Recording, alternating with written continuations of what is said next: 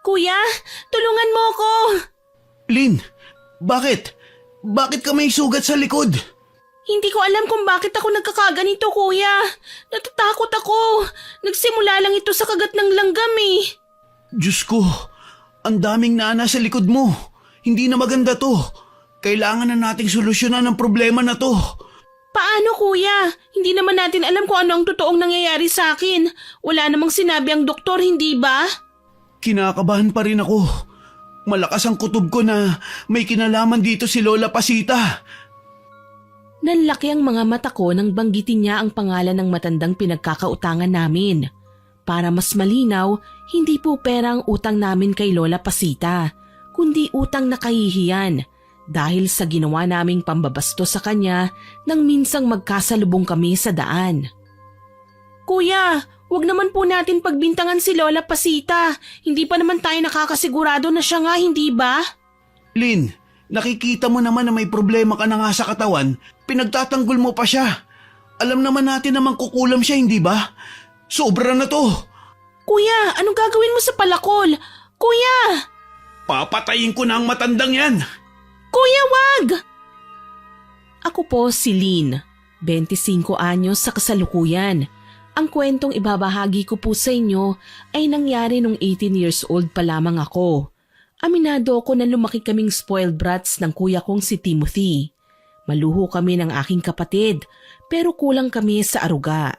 Madalas na umaalis ang aming mga magulang para magtrabaho. Uuwi lang sila ng bahay kapag wala na kaming allowance at kailangan namin na panggastos sa pang-araw-araw. Kami ang tipikal na mga anak ng mga magulang namin na ang tanging goal sa buhay ay kailangan magkapera. Para sa kanila, hindi na kami mag-iingay kapag may pambili ng mga kailangan namin. Okay lang kung wala sila basta kami ni kuya may allowance. Mas masaya silang malaman na nakukuha namin ang lahat ng gusto dahil sa pera. Ang hindi nila alam, kabaliktaran ng lahat ng pangarap nila ang gusto namin. Kaya aminado po ako na lumaki kami ni kuya na nagre-rebelde po laban sa kanila, Miss Winnie. Ayoko pong nababaliwala kaya gumagawa kami ni Kuya Timothy ng kalokohan para mapansin. Sa katunayan, naging bully kami sa eskwelahan kaya madalas ipatawag ng mga teachers namin ang aming mga magulang. Kuya, kailan kaya uuwi si na mama? Biyernes pa lang ngayon. Malamang sa linggo pa sila uuwi. Kaso nga lang, mukhang darating si na mama ngayon. Huwag ka na magtanong kung bakit. Kalat na sa buong school ang ginawa mo sa senior student. Bakit kaya ganun? Lagi na lang silang wala dito sa bahay. Nakakasawa ding maiwan dito ng tayo lang. Ngayon uuwi nga sila pero hindi dahil gusto tayong makita, kundi gusto lang tayong pagalitan. Malamang naiinis na siya sa akin ngayon. Mas mahalaga pa sa kanilang sasabihin ng ibang tao. Nagtaka ka pa? Mas gusto nilang kasama ang mga kaopisina nila, di ba? Kasi nga, ikinakaya naman nila tayo. Pero kuya, palagi na lang silang walang oras para sa atin. Anak ba talaga nila tayo? Parang nakakasawa ng ganito. Bakit ka ba nag-iinarte? Binigyan nila tayo ng pera. Kahit gumala ka buong weekend, hindi nila tayo hahanapin. Alam mo naman na gabing-gabi na sila umuwi, hindi ba? Tapos kapag aalis naman sa Lunes, madaling araw pa. Minsan naiisip ko talagang dalawa lang tayong nakatira dito, kuya. Punta na lang kaya tayo sa mga kaibigan natin. Bukas na. Alam mo naman na gabi na eh. Magsasalita pa sana ako nang may marinig akong ugong ng sasakyan sa garahe. Nanlaki ang mga mata ko. Siguradong sinamama yun. Dumating na mula sa trabaho. Naalarma ako at nabahira ng tuwa ang kanina lang ay malungkot kong pakiramdam. Kuya, nandito na si Mama! Sa wakas! Natuwa ka naman. Hindi ka pa nasanay. Huwag ka nang umasang namimiss ka ni Mama. Hindi nga siya nagpapakita sa atin ng bukal sa loob niya eh. Exactly! Kaya nga tayo gumagawa ng kalokohan sa school para umuwi si Mama, hindi ba? Bukal man yun sa loob niya o hindi, at least umuwi siya. Sa tingin mo, masaya siya ngayon? Malamang, iniisip niyang binibigyan na naman natin siya ng kahihiyan. Okay lang sa akin yun, kuya. Ang importante, makita natin si Mama. Kahit ilang beses pa akong maging pasaway gagawin ko, magpakita lang siya sa atin. Wala naman akong pakialam kahit ilang beses niya akong pagalitan eh. Sabik kong sinalubong si Mama nang makapasok siya sa loob ng bahay. Nakasuot pa si Mama ng office suit. Tumatakatak ang bawat paghakbang niya dahil sa suot na sapatos na may takong.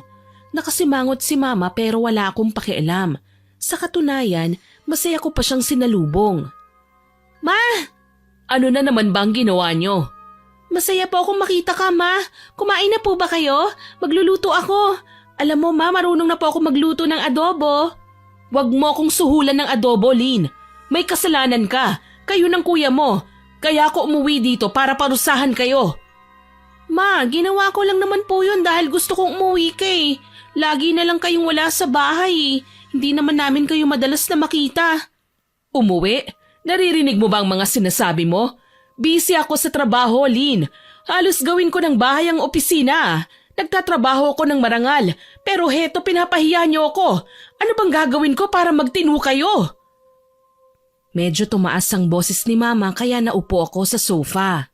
Bumaba naman si Kuya Timothy sa hagdan at lumapit sa amin. Ma! Mga matitinong tao po ang mga anak niyo. Nagpapapansin lang yan si Lynn. Kaya siya nakipagsabunutan sa isang senior student sa school. Nagpapapansin? Sa ganoong paraan? Gumagawa kayo ng iskandalo. Napilitan akong umuwi sa kalagitnaan ng trabaho para lang harapin ang professor mo. Lynn naman, halos kalbuhin mo ang estudyanteng nakaaway mo ah. Nagreklamo ang nanay niya sa'yo. Bayaran niyo na lang po, Ma. Yun naman talaga ang gusto nila eh, pera. Hindi ako nagtrabaho para ipambayad sa mga taong inabala at sinaktan niyo. Nagtatrabaho ako para may maipakain sa inyo. Tama na, Ma. Palagi ka na lang ganyan. Ano, isusumbat mo na naman sa amin na hindi kayo mapipilitan ni Papa na magtrabaho kung hindi dahil sa kapritsyo namin? Kalukuhan yan, Ma. Hindi pera ang kailangan namin. Kabisado ko na ang linya nyo. Sa harap ng ibang tao, palagi nyong sinasabi na ginagawa nyo ang lahat para sa amin. Kasinungalingan naman yun eh. At kakampi ka pa sa kapatid mo? Palibhasa pareho kayong dalawa, mga pasaway. Mama, tama na po, hindi ko na uulitin. Magpapakabait na po ako. Tumahimik ka, Lynn. Inis na inis pa rin ako sa'yo. Ang laki ng problemang ginawa mo. Mag-ieskandalo kayo sa eskwelahan tapos ako ang mag-aayos? Miss na miss ko lang naman po kasi kayo, May. Matagal na po tayong hindi nakakapag-banding. Tigilan mo ako dyan sa ka-OA-an mo, ha? Hindi ko gusto ang ginagawa mo. Ngayon, dahil nagkasala kayo ng kuya mo, ipapatapon ko kayo sa probinsya. Total sigurado ako na suspended na naman kayo. Nagbibiro ka lang, Ma. Mukha ba akong marunong magbiro? Halos hindi ka na nga namin makita dito, ipapatapon mo pa kami sa probinsya. Hindi pwede, Ma. Huwag mo akong susubukan, Lynn. Wala kang magagawa at hindi mo ako mapipigilan. Hindi ako nakaangal nang makita ang galit sa mga mata ni Mama. Siguro nga sumobrang ginawa ko. Mukhang hindi na kinaya ni Mama na palagpasin ang pagiging pasaway ko. Kung tutuusin, sila naman ni Papa ang dahilan kaya kami nagkakaganito eh. Bata pa lang kami ni Kuya, alam ko nang mas pinahahalagahan talaga nila Mama ang kanilang trabaho kesa sa aming mga anak nila. Madalas nila kaming iwan noon sa kapitbahay.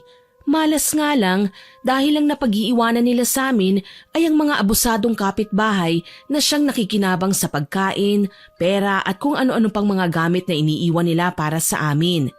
Hindi lang namin magawang magsumbong noon. Madalas kaming pagbantaan ng mga napapakiusapang magbantay sa amin. Hanggang sa lumaki na kami at nakasanayan na namin na manatili sa bahay namin nang hindi na kailangan ng magbabantay. Sanggang dikit kami ni Kuya. Nasanay na kaming dalawa lang ang nagkakasama.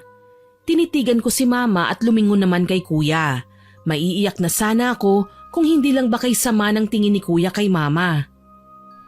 Kung talagang diyan ka masaya, Ma, sige, ipatapon mo kami sa probinsya.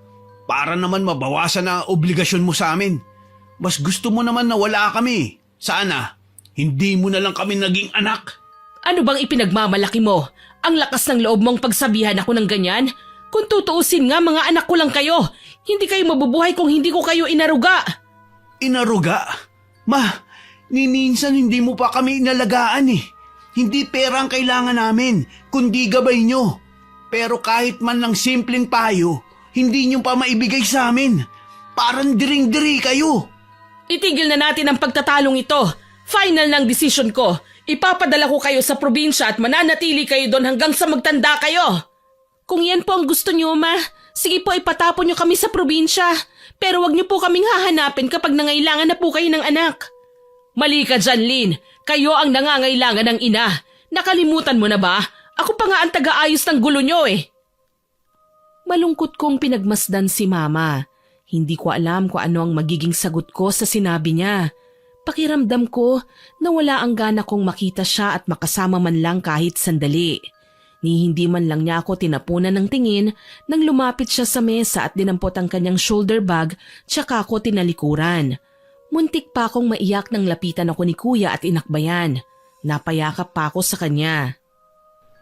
Shh! Wag na wag mong papakita sa kanya na bibigay ka na. Hindi kanya dapat na makitang umiiyak. Mas lalo lang siyang maiirita sa'yo. Kilala mo naman ang mama natin eh. Hindi siya sanay sa paiyak-iyak o madramang usapan. Nagawa ko lang naman na manabunot sa school dahil hindi ko na napagpasensyahan ng babaeng kumutya sa akin eh. Kesyo wala daw pakialam sa atin si Mama. Darating lang sa anumang oras niya gusto. Ipinagtanggol ko lang naman siya sa mga taong gusto siyang sirain sa akin eh. Tapos ngayon ako pa palang masama. Alam mo, maging masaya ka na lang na papadala niya tayo sa probinsya. Kahit tayong dalawa lang ang magkasama dun, mas malaya tayo. Excuse pa tayo sa klase dahil alam ko makikipag-usap si Mama sa principal. Isipin mo na lang, magbabakasyon tayo. Tayong dalawa lang? Kuya, pang ilang Pasko na ba natin ito na tayo lang? Mas okay na to kaysa makasama sila. Walang alam si na Mama kundi ang paulit-ulit na manermon. Sa katuloy ang Pasko kahit wala sila. Muli, napatango na lang ako sa sinabi ni Kuya. Kahit lumuha pa kami ng dugo, alam kong hindi niya babawiin ang kanyang sinabi. Mapaparusahan pa rin kami. Makalipas nga ang 1 linggo, bumabiyahe na kami ni Kuya pauwi sa probinsya. Sa isang dating hardinero ni Mama kami pinapupunta sa halip na sa ancestral house. Wala daw magbabantay sa amin doon. Isa pa, gusto niya na madisiplina raw kami kaya naman sa bahay ni Mang Benjo niya kami patutuluyin. Alam mo Kuya, hindi ko alam kung anong sasabihin ko kay Mama eh. Hihingi ba ako ng sorry o magpapakapasaway na lang talaga ako kagaya ng pagkakakilala niya sa atin? Tutal ayaw niya tayong pakinggan eh. Ilang beses ko nang ipinaliwanag sa kanya na kaya ako nasabunutan ng senior student dahil sinisiraan niya tayo pati si Mama. Dagdag pa doon, nalaman kong magkaaway pala nung kabataan si Mama at ang nanay ng senior student. Natatakot si Mama na masira ang image niya. Kaya hindi na siya makapaghintay na i-dispatcha tayo palayo sa kanila ni Papa. Alam mo Kuya, bilib din ako kay Papa eh. Parang hinahayaan niya lang si Mama sa kahit na anong gusto niyang gawin. Wala siyang lakas at boses na magdesisyon kahit na siya naman talaga ang padre de pamilya. Nakalimutan mo na ba? Madalas magtalo sina Mama at Papa. Kapag natataasan na ni Papa ng boses si Mama, nasusumbatan na siya. Palaging pinapaalala ni Mama na kung hindi dahil sa kanya, hindi siya tataasan ng posisyon ng kanilang boss. Hindi niya mapapasok sa trabaho si Papa. Para sa kanya, kutong lupa lang ang Papa natin. At mukhang ganyan din ang tingin niya sa atin. Huwag mo nang dibdibin masyado ang problema natin. Lilipas din ang galit ni Mama. Sa ngayon, hayaan na muna natin siya.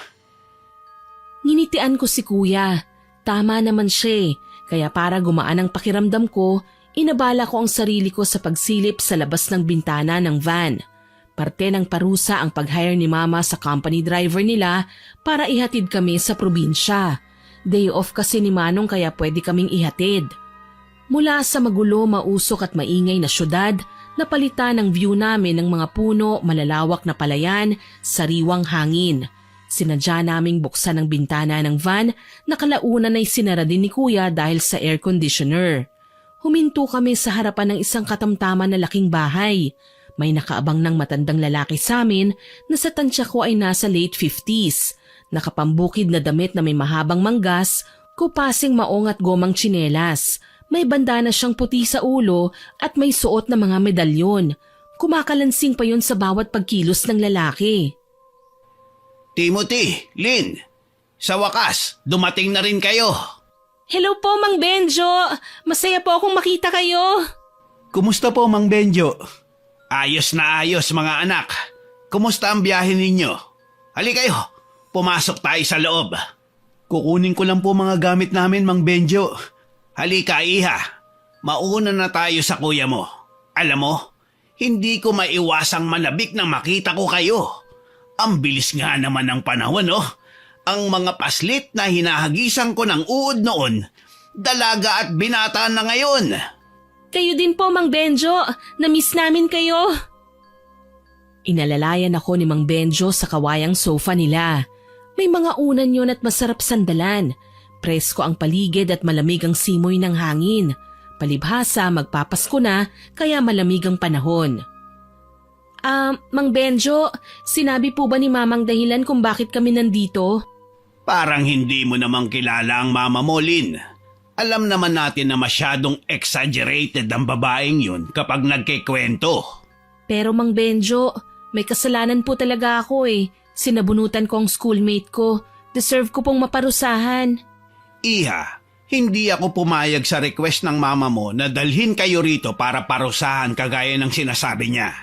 Wala din akong karapatang husgahan kayo dahil naiintindihan ko ang sitwasyon ninyo. Sabi ko naman sa iyo, Lin, hindi kagaya ni Mama si Mang Benjo. Mabait siya at nakikipag-usap muna bago nagdidesisyon ng kahit ano. Welcome kayo sa bahay ko bilang mga anak ko, Iha, Iho. Isipin niyo na lang muna na ako ang ama ninyo dito sa probinsya. Natouch talaga ako sa sinabi ni Mang Benjo. Mabuti pa siya maayos kaming tinanggap sa bahay niya. May respeto, marunong magpakumbaba, malayong malayo sa ugali ng sarili naming mga magulang. Maraming salamat po sa pagtanggap niyo sa amin sa bahay niyo, Mang Benjo. Promise, hindi po kami magiging pasaway. Tama si Lin, Mang Benjo.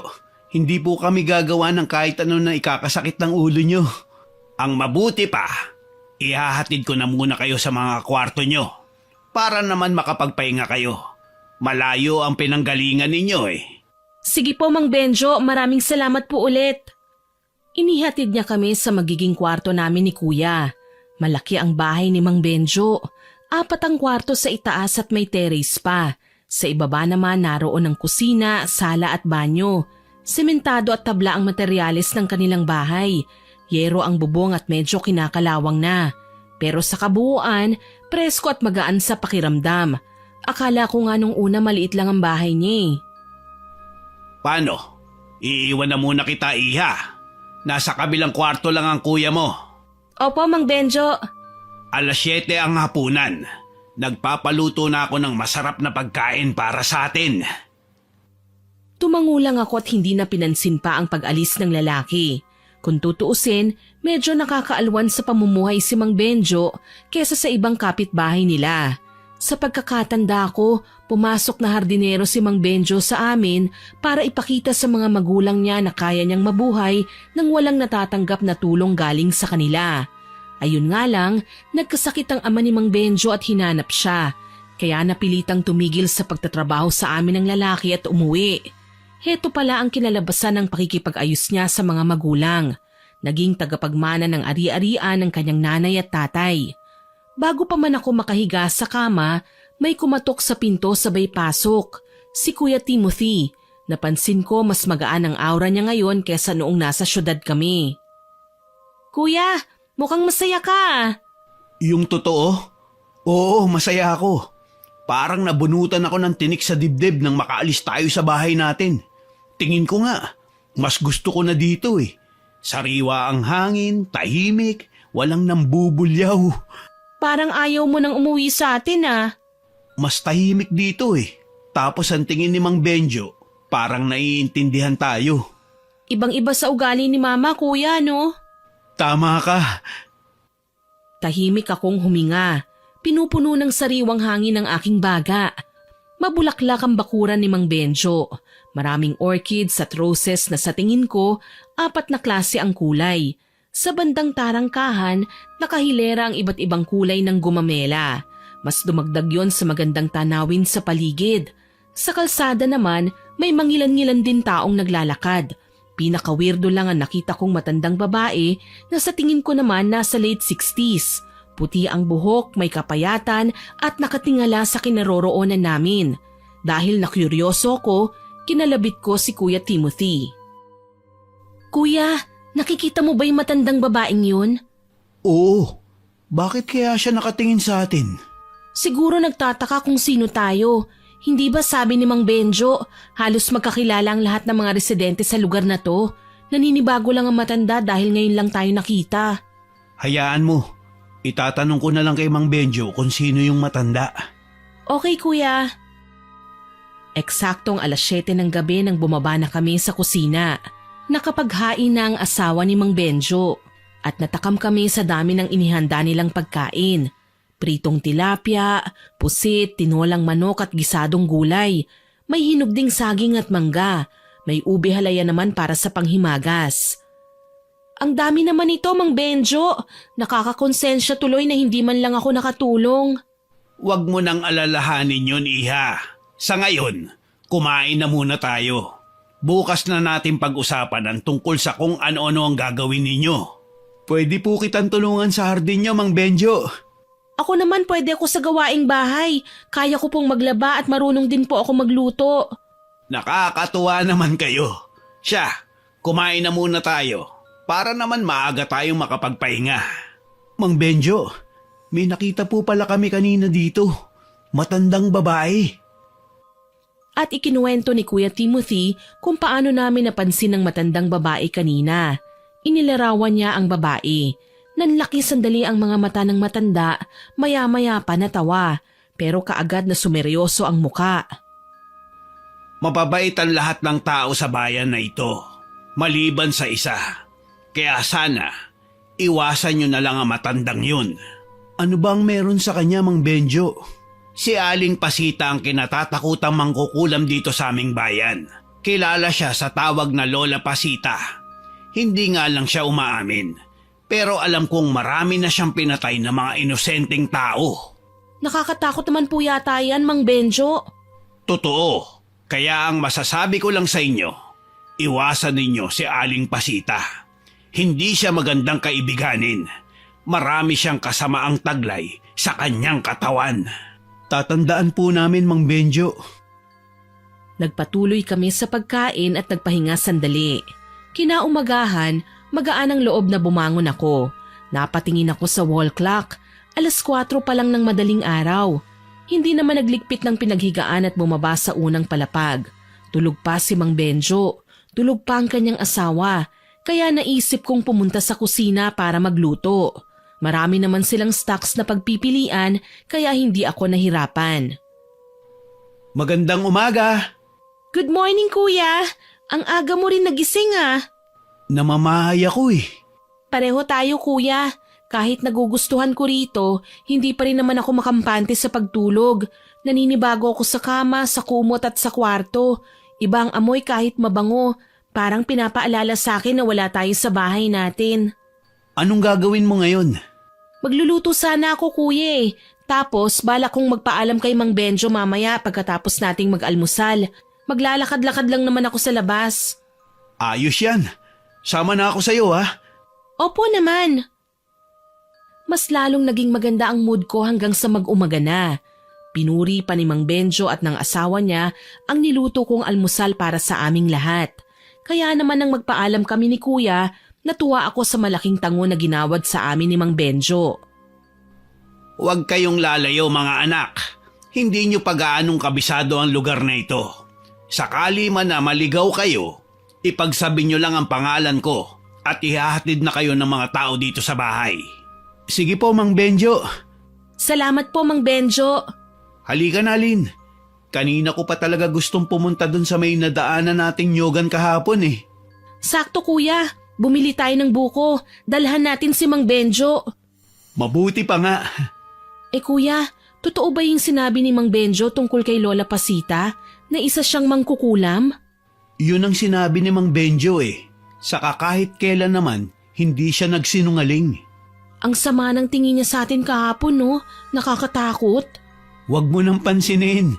Baguhan lang tayo dito. Ayoko naman na pagtripan tayo ng kung sino. Opo naman, pero kapag pinakialaman tayo ng matandang yon, hindi ako papayag na manahimik lang ano? Napakamot sa ulo si kuya. Literal na akong pasaway at hindi na magbabago yon. Siya din naman kilalang bully sa school. Maraming takot sa kanya kaya binansagan kaming pasaway na magkapatid. Wala naman kaming pakialam doon. Para sa akin, si kuya lang ang natatanging kakampi ko laban sa lahat, kahit kay mama. Nililibang namin ang sarili namin sa pamamasyal. May ilan kaming residente na nakilala. Magiliw ang halos lahat sa amin. Siguro maliban na lang kay Lola Pasita, na dumoble yata ang lukot ng mukha nang makita kami. Nagsalita ng mag-isa sa kalsada pero tila ba ang sadya niya ay paringgan lang kami. Nagdala na naman si Benjo ng mga bagong muka sa ating lugar. Mukhang mga abusado. Kuya, luka-luka yata tong si Lola Pasita. Tawagin ba naman tayong abusado? Shh! Hayaan mo na. Ganyan talaga mga matatanda. Lalo na kapag nag-uulyanin na. Kaya wag mo nang pansinin. Ano kaya yung dala niya? Kagaya ko, napatingin na rin si kuya sa tinuturo kong bitbit ni Lola Pasita. Kulay itim na may kakapalang libro. Kakaiba yun dahil may gintong letrang nakasulat bilang title. Napansin ko rin na bawat taong nakakasalubong niya ang lalayo ng liko, makaiwas lang sa matanda. Gayunpaman, hindi ako nakaramdam ng takot sa presensya niya. Kuya, pasyal tayo sa bandaron. Niloloko mo ba ako? Diyan din papunta ang matanda oh. Kuya, hindi ba binansagan tayong matitigas ang ulo at pasaway? Hindi ka dapat natatakot sa matandang yan. Alamin natin kung anong sikreto niya. Naiinis ako sa mga pinaririnig niya sa atin At hindi nga ako nakapagpigil. Hinabol ko ang matanda at saka tinawag. Walang nagawa si Kuya Timothy kundi ang sundan ako. Wala siyang sinasabi pero alam kong may balak siya na pagalitan ako mamaya. Lola Pasita! Bakit mo ako kilala? Ipinagtanong ko po ang pangalan niyo. Ayaw ko sa mga dayo. Umalis na kayo rito. Lola, hindi naman po kami masasamang mga dayo Nandito lang po kami para magbakasyon. Wala akong pakialam. Saan po ba kayo nakatira, Lola? Sinamaan kami ng tingin ni Lola Pasita. Mas lalo kong natitigan ang kanyang itsura. Kulubot ang muka, mukhang mahina pero nararamdaman kong may kakaiba siyang lakas at presensya. Kakaiba din ang hatak ng atraksyon ng kanyang malaki at buhay na nunal sa kaliwang ibabaw ng labi. Animo langaw na nakasampa doon. Matalim din siyang tumingin na animo sinusumpa na kami sa mga titig. Layuan niyo ako! Huwag niyo akong pakikialaman! Pasensya na po Lola Pasita. Pagsasabihan ko ang kapatid ko. Lola Pasita! Halika na Lynn. Hayaan mo na siya. Mamaya kung ano pang gawin niya sa atin Halika, sa batis na lang tayo dumiretso. Mukhang mas magandang pasyalan dun. Ganyan ba talaga karamihan sa matatanda, kuya? Parang palaging mainit ang ulo? Mahina akong tanong ng tuluyan nang makalayo sa kinaroroonan namin si Lola Pasita. Hindi talaga siya nagpapigil. Gusto lang naman naming makipagkaibigan sa lahat ng taong nakatira sa baryo para sa convenience din namin yon. Kaso hindi lahat natutuwa sa ginagawa ko. Walang magawa na sumunod na lang ako kay kuya papunta sa batis. Hindi naman namin alam na ang batis pala, shortcut lang sa kakahuyan na pinuntahan ng matandang si Lola Pasita. Saglit lang kaming tumambay doon pero napansin ko na ang matandang babae sa kabilang sapa. Naglalakad, may hawak na itim na rosaryo, animo nagdarasal. Kinalabit ko si kuya at ginuso ang matanda sa di kalayuan. Nanlaki ang kanyang mga mata. Anong ginagawa niya rito? Yan nga rin sanang itatanong ko Ano kaya ang hawak ni Lola Pasita? Alam mo kuya, weirdo talaga siya pero hindi ko mapigilan ang sarili kong isipin kung ano nga ba talaga ang meron sa kanya at kailangan niyang mag-isa. Ayaw man lang niya makipag-usap sa mga tao. Totoo nga siguro ang sinasabi ni Mang Benjo na mangkukulam si Lola Pasita.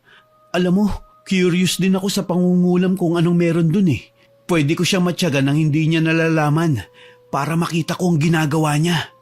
Ikaw lang kuya, isama mo ko. Hindi ka magtatagumpay dahil kailangan mo ang galing ko sa larangan ayun, pakikipag-usap.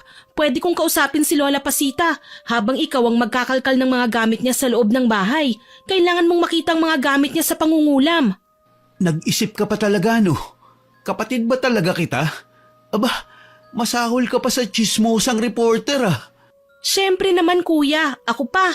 Nagmana ako sa iyo Kung kaya mo, kaya ko rin. Dahil sa curiosity natin, madalas tayo na pagkakamalang pasaway. Ginagawa kasi natin ng lahat Malaman lang ang mahalagang detalye. Okay lang yun, kuya. Ang importante, may bago tayong kaalaman. Nagkasundo nga kami ni kuya na bumalik sa Batis sa mga susunod na araw. Pag-aaralan muna namin ang mga galaw ni Lola Pasita, ang kanyang pakikitungo sa mga tao at ugali mismo. Siguro, dala nang wala kaming ibang mapagbalingan ng atensyon kaya gusto naming magkaroon ng mapagkakaabalahan. Kung sa gawaing bahay din naman kasi ang pag-uusapan, sinigurado namin ni kuya na walang masasabi si Mang Benjo. Naglilinis kami ni kuya, nagtutulungan sa labada, nagsisibak ng kahoy at namamalengke.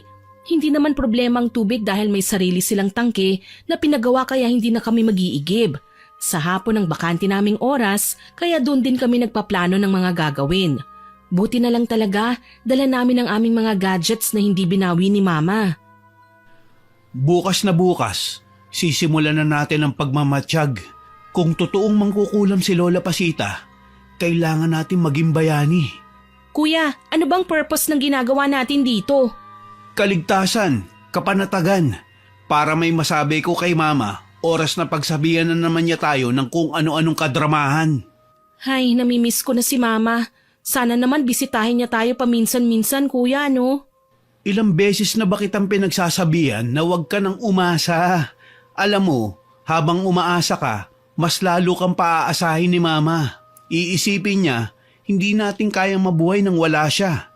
Lalo lang niya tayong parurusahan. Sasabihin niya, kulang pa ang binigay niya sa atin ng pagdurusa. Kung saan sa totoong sitwasyon, hindi naman talaga tayo nagtitiis dito. Mabuti sa atin si Mang Benjo eh. Tapos naiintindihan pa niya tayo. Nakakatuwa, no? Alam niya na kulang tayo sa pagmamahal ng isang ina kaya minsan kailangan nating gumawa ng kalokohan para mapansin. Ayun nga lang, para kay Mama, ipinapahiya natin siya. Totoo naman eh. Iskandalo naman talaga ang ginagawa natin. Pakiramdam ko, hindi umiepekto ang kagustuhan natin na mapansin ni Mama dahil umiinit ang ulo niya sa tuwing nalalaman niya ang pinaggagawa natin. Hayaan na lang natin, kuya. Focus na lang tayo kay Lola Pasita. Malay natin may matuklasan tayo sa kanya na hindi maganda. For example na lang, may mahanap tayong mga manika na ginagamit ni Lola Pasita sa pangungulam. O di ba, makakatulong pa tayo sa mga residente dito sa baryo. Sinimulan na nga namin ang pagmamatsyag sa ginang. Nagsisimula ang pagbabantay namin ng 1:00 ng hapon at matatapos naman ng 3:00. Wala kaming ibang gagawin kundi ang kabisaduhin ang oras ng pag-alis ng matanda tsaka naman pupunta sa kuweba para magdasal. Pati ang kuweba na pinupuntahan niya, nasilip na rin namin at nagulat kami sa nakita, Miss Winnie. May mga rebulto siya na maihahambing sa mga poon na nasa altar namin. Pero kakaibang forma ng mga yon. Ang kanyang mga santo, may mga hawak na kutsilyo, manika at karayom. May isa pa na kinilabutan talaga ako ng husto. Santo na may hawak na karit, kahawig ni kamatayan, pero babae, itim ang labi at kulubot din ang muka. Ang kanyang buhok purong puti. Nakakatakot naman ang mga santong ito, kuya. Malinaw na hindi ito nabibilang sa kahit na anong simbahan. Ngayon lang ako nakakita ng ganito eh. Yan siguro ang santo na ginagamit ng mga mangkukulam. Ibang klase pa lang mga mangkukulam. Sa mga palabas kasi, ang dami kong nakikitang uri ng mangkukulam eh. Pero kakaibang ginagawa ni Lola Pasita. Tignan mo to, gumagamit siya ng sanga ng kahoy na hugis tao. Oo nga eh, nakakatakot. Tapos ang dami pa niyang mga halamang ugat. Ano kayang gagawin niya sa mga ito? Shh! Huwag kang maingay. Mukhang may paparating. Baka si Lola Pasita na yan, kuya. Anong gagawin natin? Halika, magtago tayo. Dali-dali kaming nagtago sa malalaking tipak na bato sa madilim na bahagi. Nakikiramdam at halos hindi na gumagalaw. Nakita naming pumasok si Lola Pasita. Hawak pa rin niya ang kanyang itim na rosaryo tsaka umuusad ng hindi namin maintindihang mga kataga. Lumapit siya sa mesang bato. Kinuha ang latang may hawakan at binuhusan ng kamanyan at insenso. Lumuhod sa harapan ng santo at nagdasal. Lahat ng makasalanan, mapaparusahan, magdusa ang malulupit, hayaang mamilipit, mga taong napapasigaw sa kadiliman ng gabi, boses ay aalingaw-ngaw. Kuya, anong ginagawa niya? Nagre-ritual yata siya. Bakit may punyal? Susugatan ba niya ang sarili niya? Malamang, tignan mo ang kutsilyo. Pinapahid niya ang talim sa palad niya. Kuya, umalis na tayo dito. Wag muna. Marami pa akong kailangan matuklasan eh. Ang mabuti pa, mag-video ka na lang. Naka-silent naman siguro ang cellphone mo, di ba? Opo kuya, naka-silent naman eh. Mabuti naman kung ganun. Sige na, habang abala pa si Lola Pasita. Tumalima ako kagad sa sinabi ni kuya. Inopen ko ang aking cellphone at dinala sa kamera. Kinunan ko ang matanda na walang kaalam-alam sa nangyayari sa paligid niya. Sinugatan niya ang sarili at pinatakan dugo sa sanga na tila ba may pormang tao. Nakita ko pa si Lola Pasita na nagsindi ng itim na kandila. Ilang sandali pa, nanginginig na siya habang nakadipa sa harapan ng santo. Tila sinasapian. Nakasiksik ako kay Kuya Timothy dahil sa sobrang takot. Hindi ko man maintindihan ang ginagawa niya, alam kong may kasama na kaming nilalang na hindi namin nakikita. Kaya naman sinamantala na namin ni Kuya ang pagkakataong yon habang abala pa si Lola Pasita. Dali-dali kaming tumakas palabas. Salamat na lang hindi niya kami napansin. Muntik na tayo dun ah. Buti na lang hindi niya tayo nakita. Kakaibang kulam na ginawa niya. Mas nakakatakot, Lin. Yung nakita ko sa palabas, manika lang. Pero si Lola Pasita, iba ang ginawa niya. Gumagamit siya ng sanga para makapanakit ng tao. Ano kayang gagawin niya sa sanga? Malay natin. Basta alam kong gagamitin niya yun sa pananakit ng tao. Napalunok ako sa sinabi ni Kuya. Niyaya na rin niya akong umuwi para wag nang humaba pa ang usapan. Pagdating sa bahay, nadatnan namin si Mang Benjo na may kausap. Gayon na lang ang tuwa na nararamdaman ko nang makitang si Mama pala ang naroon. Nagkumahog ako sa pagsalubong sa kanya. Mama! Kumusta po? Mabuti naman at dinalaw niyo kami. Gusto ko lang makasiguro na hindi niyo binibigyan ng sakit ng ulo si Mang Benjo. Huwag ka mag-alala, Delia. Mababait naman ang mga anak mo. Sa katunayan, sila ang gumagawa sa mga gawaing bahay. Halos wala na nga akong matrabaho eh. Sila na talaga ang gumawa ng lahat. Mabuti naman kung ganon. Ayokong bumalik ng Maynila ang dalawang yan na may bitbit pa rin kahihiyan. Sinisira nilang magandang imahe ng pamilya namin eh. Talaga ba, Ma? Yan lang ang pinunta nyo rito? Ang ipamukha sa amin kung gaano ka nabibigatan sa responsibilidad mo sa amin? Huwag kang magsasalita ng ganyan. Gusto ko lang na magtino kayo. Kaya naman pala ibang tao ang inutusan mong gumawa nun? Bakit kaya? Dahil lang ba hindi mo kami kayang disiplinahin? Kuya, tama na po. Totoo naman eh. Ang gusto niya, mga anak na may pagmamalaki niya sa ibang tao. Mga anak na malaki ang pakinabang sa kanya. Kuya, wag na po kayong magtalo. Ma, tama na po. Wag mo akong uutusan, Lin. Pareho lang naman kayo ng ugali ni Timothy. Mga pasaway. Dala siguro ng galit, tinalikuran kami ni Kuya. Kita ko ang pagkadismaya sa mukha niya, kaya nagpapaumanhin akong nagpaalam kay Mang Benjo. Hindi ko naman pwedeng hayaan na lang siyang mag-isa. Kami na lang ang magkakampi sa mundo eh. Kaya sinundan ko si Kuya hanggang sa makalabas siya ng bahay. Sa kabilang kalsada kami dumaan at hindi huminto hanggang sa humantong kami sa kabayanan. Kuya, ano kayang meron sa lugar na yun? Bakit parang nagkakagulo? Halika, tignan natin. Kuya, galit ka ba sa akin? Bakit naman ako magagalit sa'yo? Pareho naman tayo na ayaw sa atin ni Mama eh. Masama ang tingin niya sa atin. Para bang hindi niya tayo anak. Bakit kaya ganun si Mama sa atin? Palagi na lang niya tayong iniinsulto. Palagi niyang binibigyan ng kahulugan ng lahat ng ginagawa natin. Ang nakakalungkot lang, masasama pang feedback ang naririnig ko mula sa kanya para sa atin. Huwag ka na malungkot. Nandito naman ako eh. Kung hindi nila kayang maging magulang sa atin, ako na kuya mo magiging magulang mo. Hindi kita pababayaan kagaya ng ginawa nila sa atin. Mga wala naman silang kwentang magulang. Napahinga ako ng malalim at pinagmasdan namin ang nagkakagulong mga tao. May naririnig kaming umuungol sa isa sa mga bahay na naroon. Para bang nasasaktan? Gayunpaman, hindi na kami nag-aksaya ng panahon. Nakisilip kami sa isa sa mga bahay kung saan maraming tao. Kuya, tignan mong lalaking yun oh. Sambit ko habang nakaturo sa lalaking kanina pa umaatungal sa sakit. Kitang-kita ko kung paano namilipat ang kanyang mga braso at binti na ani mo may hindi nakikitang puwersa na may hawak sa kanya. Maluha-luha na ang lalaki na naghalo na pati laway at sipon sa sobrang sakit. Kuya, ano bang nangyayari sa kanya? Natatakot ako, kinikilabutan. Ako nga din eh. Hindi ko maiwasang matakot. Pero may iba akong naiisip na dahilan kung bakit siya nagkakaganyan. Tama, si Lola Pasita. Halika, puntahan natin ang matanda. Anong gagawin natin, kuya? Pipigilan natin siya sa ginagawa niya. Pero paano, kuya? Makita ko nga lang ang ginagawa niya, natatakot na ako eh. Ang pigilan pa kaya siya? Oras na para lakasan natin ang mga loob natin, Lynn. Hindi pwedeng basta na lang tayong mabahagang buntot. Nakita mo naman ang ginawa niya sa lalaki, hindi ba? Parang binabali niya ang mga buto. Hindi nga ako makapaniwala na pwedeng gawin yun sa mga sangay. Maraming kakayahan ng mga mangkukulam, Lynn. Kaya nila mambiktima sa iba't ibang paraan. Pwede sa manika at karayom, mga insekto, sumpa, o ang pagtawag ng mga kaluluwa. Magkakasakit na mga tao depende sa lakas ng kakayahan ng mangkukulam. Sige kuya, tutulong ako sa'yo na pigilan si Lola Pasita. Basta walang tatakbo ah. Ako? Tatakbo? Imposible. Nanununtok nga ako sa eskwelahan, hindi ba? Tapos pagsasabihan mo kong tatakbo?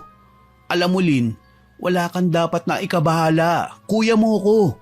Ano man ang mangyari, poprotektahan kita. Hindi kita pababayaan. Ikaw din naman kuya, poprotektahan din kita. Hindi ako papayag na may manakit sa ating dalawa. Ikaw na nga lang ang kakampi ko dahil ayaw naman ni mama sa atin eh. Kaya magtulungan tayo para iligtas sa mga taong nabiktima ng kulam. Mapatunayan man lang natin sa mga magulang natin na hindi talaga tayo masasamang anak. Wala namang anak na masama. Wala ding magulang na masama. Nakadepende lang yun sa paniniwala natin. Tumango ako at sumama kay kuya papunta sa tahanan ni Lola Pasita. Sa katatanong namin, natuntun din namin kahit papano ang kanyang tahanan. Sa isang lumang bahay na gawa sa kahoy at bato, halatang wala ng maintenance, matagal nang sira pati ang mga bakuran. Walang anumang halamang nakakalat sa paligid, maliban na lang sa iilang ligaw na halaman. Nandito na tayo sa bahay ni Lola Pasita. Huwag kang maingay ha. Kailangan lang natin matsyempuhan ng matanda para makuha natin ang iilan sa kanyang mga gamit. Paano mo pala nalaman na ito ang bahay niya, kuya? Hindi naman malinaw ang sinabi ng mga napagtanungan natin kanina. Wala na may ibang taong nakatira sa lugar na ito, maliban na lang sa mangkukulam. Ayaw nila sa matataong lugar, hindi ba? Sa bagay, wala namang gustong tumira dito eh. Sa tahimik ba naman ng lugar at mapuno, imposible talaga na may ibang taong gustong tumira dito. Aba, masyado nang masukal at maraming mababangis na hayop. Ganitong oras umaalis si Lola Pasita. Nagpupunta siya sa kuweba kung saan naroon ang mga santo niya. At gagawin na naman ang nakakatakot niyang ritual para makapanakit ng tao. Ibang klase rin ano? Ganito na lang, pupuntahan ko ang kuweba. Ikaw naman dito sa bahay, bantayan mo ang matanda. Tapos ako naman na mag-aabang sa kanya sa kabila. Sakali man na makapunta siya sa kuweba, susundan ko siya at gagawa ng paraan na masira ang altar niya at anumang kagamitan na nagsisilbing instrumento niya sa pagsasagawa ng orasyon. Paano naman ako, kuya? Kapag umalis ng bahay niya si Lola Pasita, kumuha ka ng kahit anong ebidensya na magpapatunay ng pagiging mangkukulam niya. Wala naman po sigurong walis na lumilipad si Lola Pasita, no? Ikaw talaga, masyado kang mapagbiro. Nandito na nga tayo sa alanganing sitwasyon eh. Kung ano-ano pa ang naiisip mo. Kuya, nagbibiro lang naman ako eh. Sige na, okay na ako dito. Basta kapag may nakuha na ako sa loob ng bahay niya, didiretso na ako sa may bukana ng kakahuyan. Doon kita hihintayin ha. Sige, mag-iingat ka ha. Tumango ako at hinayaan si kuya na umalis na. Naiwan naman ako na nakasilip pa sa di kalayuan. Natatanaw ko si Lola Pasita sa may bintana, nagsusuklay at inaayos ang pagkakapusod ng buhok. Ilang sandali pa, nakita ko siyang binitbit na naman ang itim na rosaryo at umusal ng mga katagang tanging siya lang ang nakakaintindi. Hayan na naman siya. Ano kaya ang dinarasal niya? Mas maraming suki, mas maraming pera! Takot na takot sa akin ang mga tao! Nagulat ako sa aking narinig. Kung ganun, may ginagawa na naman palang hindi maganda si Lola Pasita. Napakasama niya. Pinaglalaruan niya lang ang mga inosenteng tao. Mabuti na lang talaga na isipan namin ni Kuya na bantayan siya, Miss Winnie. Ano? Ginagawa niyang negosyo ang pangungulam? Bakit? Kung marami siyang suki, dapat sana maganda na ang bahay niya. Hindi nga niya napalitan ng bubong at dingding niya. Humanda ngayon ang Lola Pasita na yan. Hahanapan ko siya ng butas para tuluyan ng kumalat ang kasamaan niya. Nang makalayo na nga sa tahanan niya ang matanda, dali-dali akong tumayo at pumuslit sa bahay niya. Mabuti na lang, hindi mahilig maglock ng pintuan si Lola Pasita. Basta na lang umaalis at hindi chinecheck ang bahay niya. Siguro, kampante siyang umalis dahil iniisip niya natatakot ang mga tao sa bahay niya, lalo na't alam ng lahat na isa siyang mangkukulam. Tumambad sa akin ang magulong kagamitan sa loob. Sa isang mesang nangangapal na sa alikabok, nakapatong ang mga botelyang may lamang kung ano-anong klaseng insekto.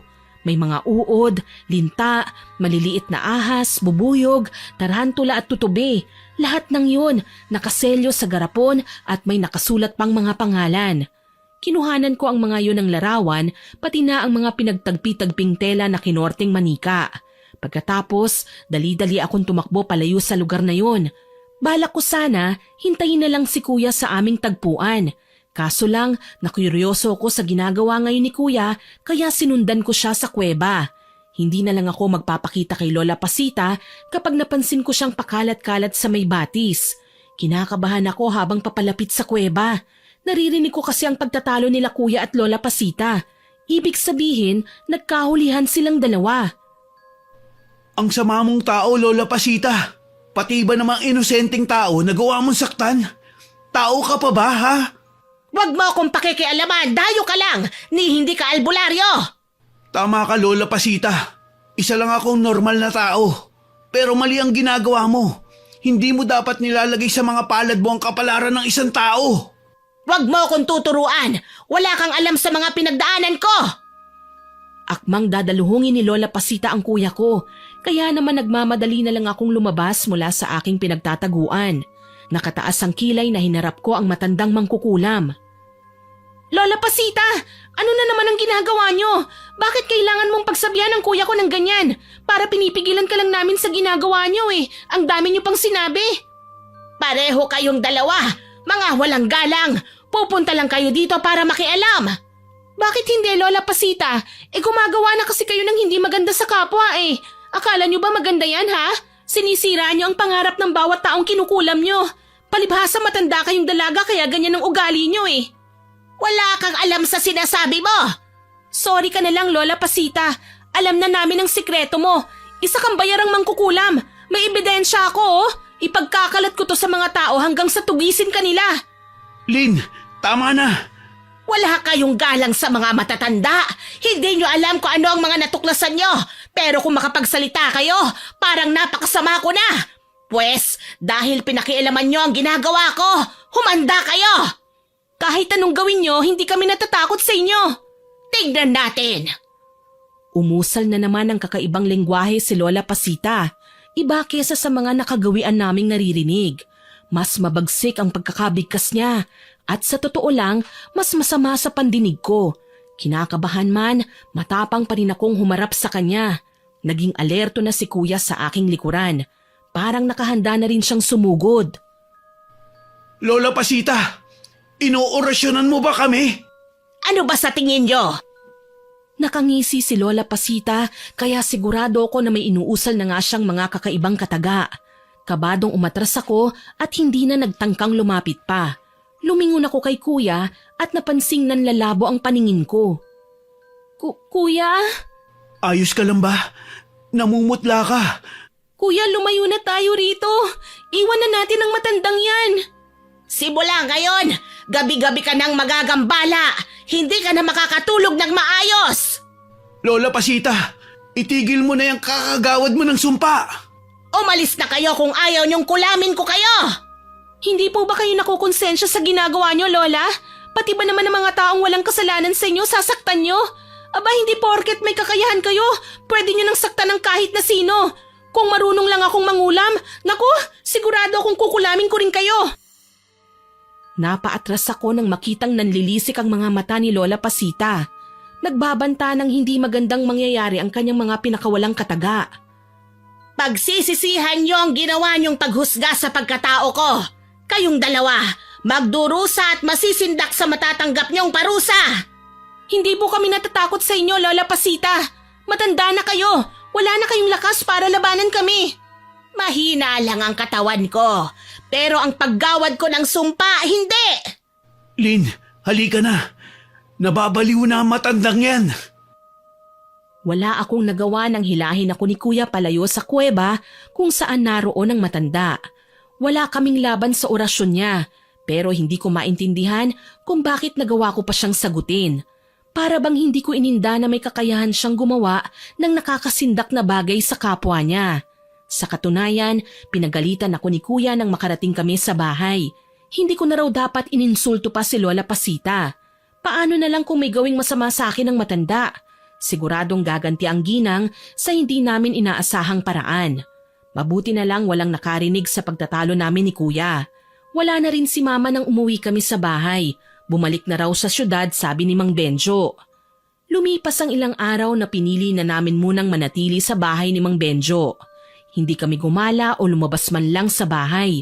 Madalas kasi naming makita si Lola Pasita sa labas ng bakuran at nakatingala sa kwarto ko tuwing 6:00 ng hapon. Tuloy, masahol pa ako sa kriminal na may pinagtataguan. Kinikilabutan ako. Okay ka lang ba, Lin? Okay lang naman po ako, Kuya. Ikaw? Ayos lang naman ako. Mas nag-alala ako sa'yo eh. Ilang araw ka ng tahimik. Hindi ka na nakikipagbiroan sa amin ni Mang Benjo. Mas gusto mo pang magkulong sa kwarto mo eh. Sabihin mo nga sa akin, naapektuhan ka pa rin ba dahil sa sinabi sa'yo ni Lola Pasita? Hindi naman po sa ganon, Kuya. Minsan nakakaramdam lang talaga ako ng takot. Lalo na kapag nakikita ko si Lola Pasita sa labas ng bahay. Parang anumang oras susugurin niya ako eh. Huwag kang matakot. Hindi naman kita pababayaan eh. Alam mo naman kung gaano ko ka-protective sa'yo. Saka bago pa siya makalapit sa'yo, ako muna ang haharapin niya. Kuya, may ipagtatapat po sana ako sa'yo. Huwag kang mabibigla ha. Ano yun? Palagi akong nagigising ng madaling araw na may insekto sa kama ko. Marami, hindi ko alam kung saan nanggaling. Bigla din namang mawawala. Nandidiri ako at natatakot, Kuya. Baka kung anong ginagawa ni Lola Pasita sa akin. Wala ka bang nararamdamang kakaiba sa katawan mo? Wala naman, maliban lang sa nangangati ang likod ko. Hayaan mo, ipapacheck up kita bukas. Pumayag ako sa kagustuhan ni Kuya. Hanggat maaari, ayokong isipin niya rin ang kung anumang kababalaghang naiisip ko. Baka kasi lahat ng nararamdaman ko may scientific explanation lang pala. Na baka dahil lang to sa konsensya kaya kung ano-ano ang naiisip at nararamdaman ko. Hindi ako pwedeng basta na lang na mag-conclude na kinulam ako nang hindi pa ako nakakapagkonsulta. Araw ng Martes nang magpunta kami ni Kuya sa health center. Yun ang pinaka-advanced na medical facility na meron ng bayan nila Mang Benjo. Nakakalungkot mang isipin, may mga pasyente pa silang nag-aagaw buhay bago pa makarating sa main hospital para magamot. Kahit advance ang pasilidad na pinuntahan namin, may mga pagkukulang pa rin ng gobyerno pagdating sa mga kagamitan, mga doktor at nurse. Nang dumating nga kami ron, 3 babae lang ang naroon at puro midwife pa ang 2. Yung isa naman, sekretarya ng resident doctor na pinaghihintay kami saglit dahil nag-aagahan pa raw. Sa tingin mo, Kuya, malalaman kaya nila kung anong sakit ko? Ni wala nga silang x-ray machine dito eh. Tapos sa mga buntis, kailangan pang dumayo sa kabilang bayan para sa laboratory. Kapag wala tayong nakuwang matinong sagot sa doktor dito, huwag kang mag-alala. Pwede naman tayong bumiyahe papunta sa kabilang bayan eh. May pera tayong ipon, hindi ba? At walang alam si Mama tungkol dun.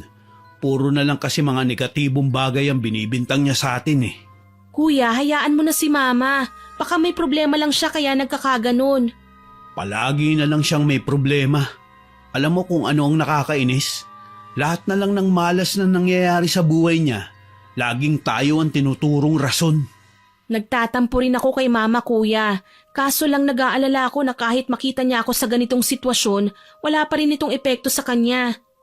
Kaya nga sabi ko sa'yo, magtiwala na lang tayo sa mga sarili natin. Walang mangyayaring masama, okay? Kaya huwag kang mag-alala. Natigil na ang pag-uusap namin ni kuya nang dumating ang doktor. Sinuri niya kagad ang rashes na naglalabasan sa balat ko. Sinabi ko rin sa kanya na ang dahilan nito ang mga insektong gumagapang sa kama ko noong mga nakaraang araw. Nagpaliwanag pa ang doktor na likas na talaga sa mga insekto ang magdulot ng pamumula at pangangati lalo na kapag nadidikit sa balat ng tao. Kaya nagreseta siya ng mga gamot at ointment na pwede kong gamitin para kumalma ang pangangati. Habang tumatagal kasi, mas lalong nagsusugat kapag mariin ko ng kinakamot. Gayunpaman, hindi namin ipinaalam kay Mang Benjo kung ano ang nangyari sa akin at kung saan kami nagpunta. Ang idinahilan lang namin sa matanda, gusto naming mamasyal sa kabilang bayan. Kumusta ang lakad nyo mga anak? Ayos lang naman po Mang Benjo. Nakakatuwa no? Sa kabila ng pag-usad ng technology sa ating bansa, isa pa rin ang baryo nyo sa pinaka-iniingatan.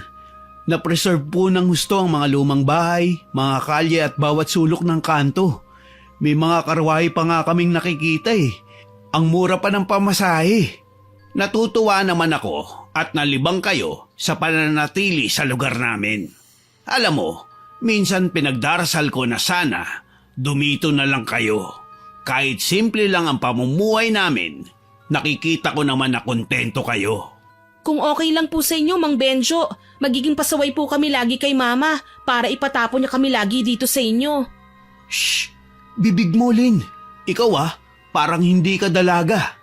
Totoo naman, Kuya. Gusto ko na rito. Hindi ko naririnig ang talak ni Mama. Iiling-iling na tinawanan lang kami ni Mang Benjo. Saglit niyang inayos ang suot na bandana at niyaya kaming magmerienda. Napapansin kong may mangilan-ngilan ding napapagawi sa bahay niya para magpagamot. Muli, hindi ko na naman napigilan ang bibig ko para magtanong. Mang Benjo, wag po sana kayong magagalit ha, pero bakit po pala maraming nagpupunta dito sa bahay niyo? Dinadala niyo naman po sila sa kwarto niyo, tapos yung asawa niyo, panay dala ng plangganang may tubig, palaging nakaabang sa inuutos niyo. Tsaka anong meron sa outfit niyo? May bandana at mga medalyon? Lin, ikaw talaga. Hindi ko nga pala naikikwento sa inyo. Isa akong albularyo. Nanggagamot ako ng mga taong nabiktima ng mga aswang, engkanto at mangkukulam. Kung ganon, pwede niyong labanan si Lola Pasita? Alam niyo, Mang Benjo, kailangan nang matigil ang kasamaan ni Lola Pasita. Marami na siyang kinukulam. Ang kuwebang pinupuntahan niya tuwing hapon, marami kaming nakikitang santo doon. Mga santo na hindi kagaya ng nasa simbahan. Paano nyo nalaman yun? Hindi ba't kabilin-bilinan kung wag nyong lalapitan ng ginang? Hindi nyo alam kung gaano siya kabagsik mangulam. Pwede niya kayong patayin. Kung ganun, totoo palang marami na siyang nabiktima? Nakakayamang aminin. Pero sa kabila ng galing ko bilang isang albularyo, hindi ko nailigtas sa mga magulang ko noon na kinulam ni Aling Pasita. Wala akong nagawa. Totoo po bang lahat ng sinumpa niya mamamatay? Oo, totoo. Ang masaklap pa doon, dumana sila ng nakahihindik na karamdaman bago namatay. Lin! Mang Benjo, aakyat na po muna ako sa taas ha. Mamaya na lang po ako magmemeryenda. Naalala ko kumain pala kami ni Kuya sa bayan. Sige, magpahinga na muna kayo. Mamayang konti, tatawagin ko kayo para kumain ha? Kabado ko nang tuluyan ng makaakyat sa ikalawang palapag ng bahay. Maingat kong sinara ang kwarto. Hindi ko alam kung anong gagawin ko, lalo na kapag napapatingin ako sa braso kong bahagyang namumula, nagtataasan ng balahibo ko. Pumasok si Kuya sa kwarto at nag-aalalang tinignan ako. Mukhang alam ni Mang Benjo ang nangyayari sa atin. Lalo na sa'yo, Lin. Ha? Bakit Kuya? Paano?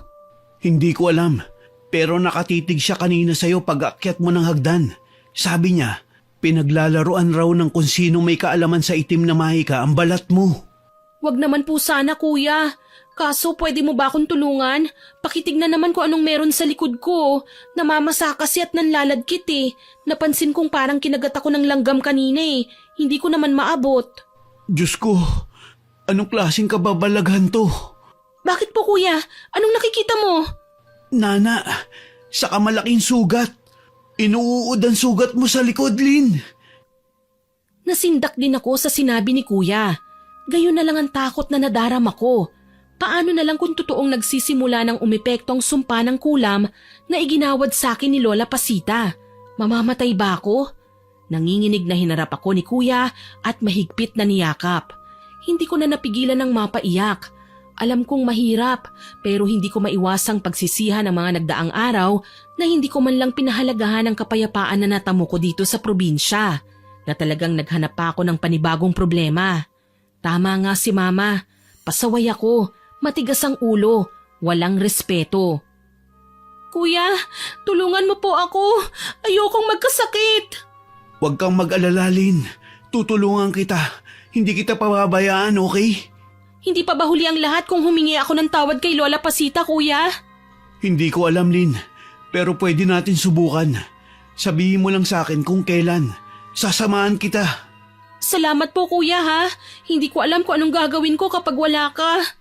Ang mabuti pa, magpahinga ka na muna para naman mabawasan ang pagka-stress mo. Hinayaan ko na si Kuya na alalayan ako pahiga sa kama. Bahagya pa akong napangiwi nang maramdamang parang napupunit ang likuran ko. Kinumutan niya ako at hinalikan sa noo bago iniwan. Hindi ko po akalaing ang pahinga kong yun ang simula ng kalbaryo ng buhay ko, Miss Winnie. Nagising akong nilalangaw at malagkit ang pakiramdam. Nang bumangon ako, halos bumaha ng nana ang parte ng bedsheet kung saan nakalapat ang likod ko. Gayon na lang ang pandidiri ko sa sarili ko. Amoy malansa na naaagnas ang nana na nilalabas ng sugat sa likod ko. Nang subukan kong gumalaw at eksaminin yon sa salamin ay napasigaw ako. Kay laki na ng sugat ko sa likod, mas malaki pa sa platito. Ang masahol pa ron, may nakikita kong palusot-lusot na uod sa butas. Kuya Timothy! Mang Benjo! Tulungan niyo po ako! Hysterical ako sa kwarto nang daluhan ako ng dalawang lalaki. Napapalatak naman si Mang Benjo nang maabutan ako sa kalunos-lunos na sitwasyon. Timothy, iyo, pumunta ka sa kusina. Kumuha ka ng planggana at lagyan ng asin. Tapos dalhin mo rito sa kwarto. Sige po, Mang Benjo. Saglit lang po. Ano nangyari, Lin? Bakit ka nagkakaganito, anak? Si Lola Pasita po, Mang Benjo. May ginawa siya sa akin na hindi maganda. Alam ko pong kinulam niya ako. Alam kong ginawaran niya ako ng sumpa. Binilinan ko na kayo, hindi ba? Ilang beses ko nang sinabi na iwasan nyo na ang matandang yun. Pero hindi kayo nakinig. Ipinagpatuloy nyo pa rin ang kalokohan ninyo. Hindi ko naman po alam na ganyan kalupit si Lola Pasita na may tinatago siyang galit sa mga dayong kagaya namin. Gusto ko lang naman po siyang pigilan sa ginagawa niyang kasamaan sa mga tao. Hindi mo na mababago ang ugali ni Aling Pasita. Likas na sa kanya ang pagiging masama at hindi mo siya masisisi. Alam naman natin na ang mga mangkukulam nagkakasakit kapag hindi nakakapanakit ng kapwa. Mamamatay po ba ako, Mang Benjo? Huwag mong sasabihin yan, Lin. Nandito pa ako. Hindi mo ako pwedeng iwanan. Hindi ba nangako tayong dalawa na poprotektahan natin ang isa't isa? Pero kuya, hindi ko alam kung makakaligtas pa ba ako sa kalagayan ko ngayon. Natatakot ako. Huwag kang matakot, Iha. Gagawin namin ang lahat. Huwag ka lang niyang makuha sa sumpang ginawad niya sa'yo. Mang Benjo, nandito na pala ang planggana. Tumango si Mang Benjo at inutusan si kuya na kunin ang kanyang lata na pausukan. Lumapit naman sa akin si Mang Benjo pagkatapos niya akong pausukan at pahiran ako ng langis. Maya-maya pa, narinig ko ring nagsasalita ng hindi ko maintindihang mga lengguwahe. Kumalma ka lang, Lina. Huwag na huwag kang susuko. Nandito lang si kuya. Lalaban ako, kuya. Hindi ako papayag na basta na lang ako mapatay ni Lola Pasita. Hindi siya Diyos para pagpasyahang kunin ang buhay ko. Kumalma ka, Iha. Hindi kanya masasaktan hanggat narito ako. Susubukan kong isumbalik sa kanya ang sumpa na ibinigay niya sa'yo. Maraming salamat po, Mang Benjo. Pangako kapag gumaling ako, hindi na po ako kailanman magiging pasaway. Normal lang sa bawat isa sa atin na may ugaling pasaway. Hindi naman tayo nilikha ng Panginoon na perpekto.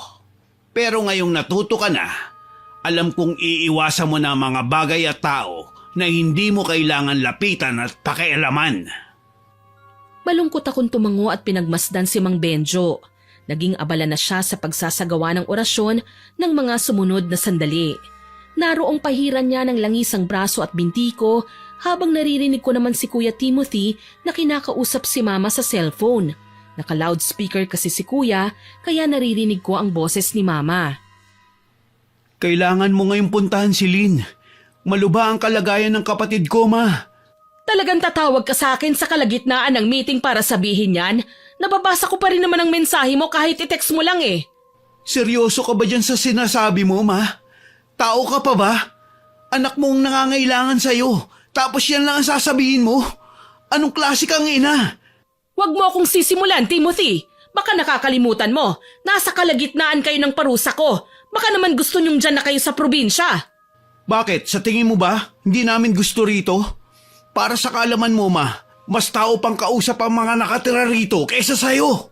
Mas nararamdaman ko pa ang pagmamahal at pag-aaruga nila sa amin. Kaya ako nasasakal ka na sa pagiging ina namin. Sige lang, mananatili kami rito. Kahit kailan, wala ka talagang galang. Hindi ko na narinig pa ang mga sumunod na sinabi ni Mama. Pinutol na kagad ni Kuya ang tawag. Nahihiya siyang bumaling ng tingin sa amin ni Mang Benjo. Pasensya na po kung kailangan nyo marinig yung Mang Benjo. Gusto ko lang naman sanang sabihin kay Mama nangyayari rito. Makita lang namin kung nag-aalala ba siya sa amin o hindi.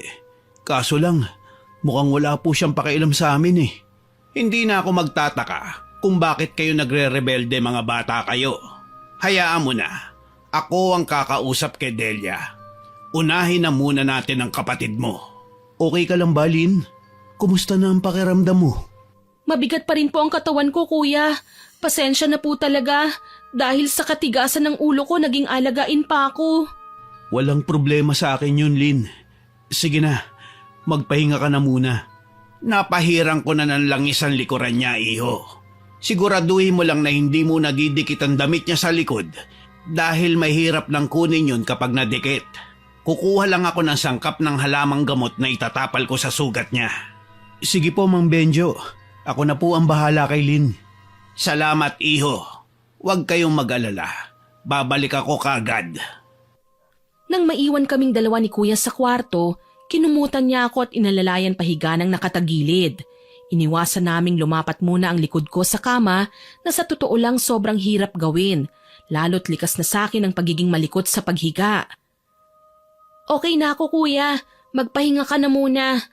Hindi kita iiwan, Lynn. Ikaw ang matulog na muna. Babantayan kita. Salamat, Kuya. Sus, ngayon ka pa talaga nagdrama ha? Sige na, magpahinga ka na. Hindi pwedeng hindi ka makatulog. Alam kong puyat ka eh. Nakikita ko ang ebidensya sa mukha mo. Ang laki na ng mga eye bags mo. Ngumiti lang ako at pinikit ang aking mga mata. Ilang saglit lang, nakatulog na nga ako. Gayunpaman, nanatiling gumugulong na animo pelikula ang diwa ko, Miss Winnie. Nananaginip kasi ko. Nasa isang masukal na kakahuyan daw ako at naglalakad. Walang direksyon, basta tuloy lang ako sa pagbagtas ng mabato at madamong daanan na yon. Sa di kalayuan, may natatanaw akong bench. Yung upuan na makikita mo sa plaza, may matandang babaeng nakaupo doon at nakatalikod sa akin. Alam kong matanda siya dahil bahagyang nakayuko at puro puti na ang mga buhok. Kulubot din ang balat niya. Nang tuluyan na nga akong makalapit, gayon na lang ang pagkasindak ko. May napapansin akong hawak ang ginang. Manika, pero hindi niya pinaglalaroan yun kundi tinutusok-tusok lang. Sinubukan kong tawagin ang atensyon ng matanda. Manang, anong ginagawa niyo sa manika? Kinukulam ko ang taong nagre-representa ng manikang ito. Ano, gusto mong umangal? Wala ka nang magagawa. Mamamatay na ang babaeng kinukulam ko. Lola Pasita? Ako nga, iha. Ano, nakahanda ka na bang mamatay? Nakaririmarim ang pagngisi ng ginang, kaya naman gayon na lang ang takot na nararamdaman ko sa kanya. Tumayo si Lola Pasita at nanlilisik ang mga matang pinagmasdan ako habang ipinapakita sa akin ang hawak niyang manika. Paulit-ulit itong tinutusok habang nararamdaman ko na naman ang sakit sa buo kong katawan. Anong ginagawa niyo, Lola? Bakit niyo ako sinasaktan? Anong klaseng orasyon ba yan? Nagtatanong ka pa? Malamang, orasyon ng pagkulam. Humanda ka, Lin! Mamamatay ka! Papatayin kita! Wag! Nagpumiglas ako sa labis na takot. Hindi ko alam kung paano lalayo mula kay Lola Pasita. Malamig na malamig ang kamay niya nang hablutin niya ako. Tsaka ko naman naramdaman ang paglapit ni Kuya Timothy sa akin. Nag-aalala niya akong ginising. Lin, gumising ka. Huwag ka magpapadala sa takot ng panaginip. Wag po! Labayan mo na ako, Lola Pasita! Patawarin niyo na po ako! Hindi ko sinasadyang insultuhin kayo, Lola Pasita! Lin, gumising ka. Wala rito si Lola Pasita. Hindi ka niya masasaktan. Kaagad akong napabalikwas ng bangon. Hinihingal ako at pawisan. Kaagad naman na nagsalin ng tubig sa baso si Kuya at iniabot sa akin. Heto, uminom ka na muna. Nananaginip ka lang, Lin. Shh! Wala kang dapat ikatakot. Hindi makakalapit sa atin si Lola Pasita. Sa may pinto pa lang, may itataboy na siya. Maraming pangontrang nakasabit kaya hindi siya welcome sa bahay ni Mang Benjo. Natatakot po kasi ako sa panaginip ko eh. Parang totoong-totoo, Kuya. Wala kang dapat na ipag-alala. Kung gaano ka katakot sa panaginip mo, kabaligtaran naman ang kahulugan nun. Galit na galit siya sa akin, Kuya. Gusto niya akong patayin. Huwag kang mag-alala. Ginagawa ni Mang Benjo ang lahat. Maitaboy lang ang itim na sumpang iginawad ni Lola Pasita sa'yo. Napaiyak na lang ako dahil sa kawalan ko ng masasabi. Hindi ko naman maipaliwanag kay Kuya ang lahat dahil ayoko na siyang madamay. Natatakot ako na kapag nalaman niya ang kabuuan ng panaginip ko, baka saktan din siya ni Lola Pasita. Mukhang kailangan kong solusyonan ang problema ko ng mag-isa. Sinadya kong magtulog-tulugan makalipas lang ang ilang sandali. Kailangan, kampante sa loob ni Kuya na makitang nakatulog na nga ako para makatakas. Kailangan kong puntahan si Lola Pasita. Alam kong wala akong panama sa kanya pagdating sa pagsasalita ng orasyon. Pero hindi ako magpapatalo sa kanya pagdating sa sabunutan. Kung talagang ayaw niya akong tigilan, mas maigi na lang nasaktan ko siya. Nang gabing yon, pumuslit ako palabas ng bahay. Maingat at walang nakakapansin. Magaan ang mga paa kong tinungo ang tahanan ni Lola Pasita at nagulat ako nang hindi lang siyang nadatnan ko doon, kundi pati si Mang Benjo. Lubayan mo ang mga alaga ko, Aling Pasita! Magaling kang albularyo, Benjo. Alam kong marami ka nang natatalong masamang nilalang. Pero anong nakain mo at hinarap mo ako ngayon? Hindi mo ba alam kung anong ginawa sa akin ng alaga mo? Likas silang pasaway, alam ko. Pero hindi ko maatim na pagmasdan silang naghihirap dahil lang sa hindi mo makatarungang parusa. Hindi makatarungan, sigurado ka ba? Ang mga kabataang kagaya nila, dapat nauuna pang mamatay kesa sa ating dalawa. Mahalaga sila sa akin. Pakiusap, hindi ako nagpunta rito para makipag-away. Gusto ko lang sanang maging maayos sila rito sa ating lugar. Hindi maganda ang pinagdaanan nila sa kanilang pinanggalingan. Sana naman, bigyan natin sila ng pagkakataong magbago. Hindi nga sila pinapansin ng mga magulang nila eh. Wala akong pakialam. Ang gusto ko lang, mamatay ang mga batang yan nang hindi na nila ako ginagambala sa mga ginagawa ko. Alam mo kung gaano kahalaga sa akin ang pangkukulam. Hindi ako naaawa o nalulungkot para sa kanila, lalo na't sila'y mga dayo. Alam mo, mga kagaya nila ang pumatay sa pamilya ko. Ang mga kagaya nila ang dahilan kung bakit ako nag-iisa ngayon. Wala silang ipinagkaiba sa'yo, Aling Pasita. Lumaki sila sa isang lugar kung saan nabubuhay sila sa panghuhusga at pangmamaliit ng sarili nilang pamilya. Kagaya mo, ginusto nilang tignan naman sila ng kanilang mga magulang sa ibang paraan. Sa paraan na ikabibilib ng kanilang mga magulang at hindi sila ikahihiya. May gusto lang silang patunayan. Anong ibig mong sabihin? Naging pasaway lang ang mga batang yun dahil hindi sila nakaranas ng pagmamahal mula sa sarili nilang ina. Halos itakwil na sila kaya sila nakarating dito sa bahay ko. Sa katunayan, sinusubukan nilang magbago para naman purihin sila ng kanilang ina. Pero hindi yun nagtagumpay. Mangyak-ngiyak ako sa tabi nang marinig ang lahat ng pagpapaintindi ni Mang Benjo tungkol sa mga nagawa namin. Ewan ko ba, pero luhaan din ang mga mata ni Lola Pasita nang matapos niyang marinig ang mga kwento ni Mang Benjo. Siguradong nasaktan siya sa mga nalaman niya tungkol sa amin. Nawala kasi ang pagkabagsik ng mukha niya at napalitan ng simpatsya. Hindi ko alam na ganyan pala kasaklap ang pinagdadaanan ng magkapatid na yan. Hayaan mo, babawiin ko ang sumpa at pagagalingin ko si Lynn. Tutulungan din kitang disiplinahin sila. Maraming salamat, Aling Pasita. Alam mo naman na hindi tayo magkalaban. Walang nakakaalam na hindi naman talaga tayo mortal na magkaaway. Mang Benjo, Lola Pasita. Lynn, Iha, anong ginagawa mo rito? Narito po sana ako para magpakumbaba kay Lola Pasita. Gusto ko pong humingi ng tawad sa ginawa ko, lalo na sa pangunguha ko ng litrato at video ng mga gamit niyo po. Bakit mo ba kasi ginawa yon? Alam mo bang bawal pakialaman ng mga gamit ng mangkukulam? Pwede kang magkasakit at lumipat sa iyo ang sumpa na iginawad ko sa mga taong pinarurusahan ko. Pero bakit niyo po kinulam ang mga inosente? Hindi sila inosente kagaya ng inaakala mo. Sila ay nagkasala sa mga taong mas kawawa pa sa kanila. Kaya sana, bago nyo pinakialaman ang buhay ko, natuto muna kayong kilalanin ng mga tao sa paligid nyo. Hindi porke mangkukulam ako, literal na akong masama kagaya ng inaakala nyo. Ang kinukulam ko ay ang mga tulisan, manloloko, babaero, mga magnanakaw at mamamatay tao. Mukha lang silang mabuti sa unang tingin kasi nga hindi nyo sila kilala. Kung gano'n nagkamali ako, kami ni Kuya. Nangyari na ang dapat na mangyari. Ang mahalaga, natuto ka ng leksyon, Iha. Kayo ng kuya mo. Huwag kayong huhusga ng mga taong sa tingin ninyo mukha ng masama. Dahil hindi nyo alam ang kwento sa likod ng nakakatakot nilang pisikal na anyo. Tumango ako at walang sabi-sabing niyakap si Lola Pasita. Humingi ako ng tawad sa kanya. Napaiyak ako nang ngitian ako ng ginang. Sinabi pa niya sa akin na gagaling na raw ako dahil natuto na ako ng leksyon. Ikinuwento ko kay Kuya ang nangyari. Hindi pala siya nakasunod sa akin nang malaman niyang nawawala ako sa kwarto dahil biglang dumating si Mama. Umiiyak at sising-sisi sa ginawa niya sa amin. Nalaman daw niya kay Mang Benjo ang katotohanan sa sinabi sa kanya ni Kuya.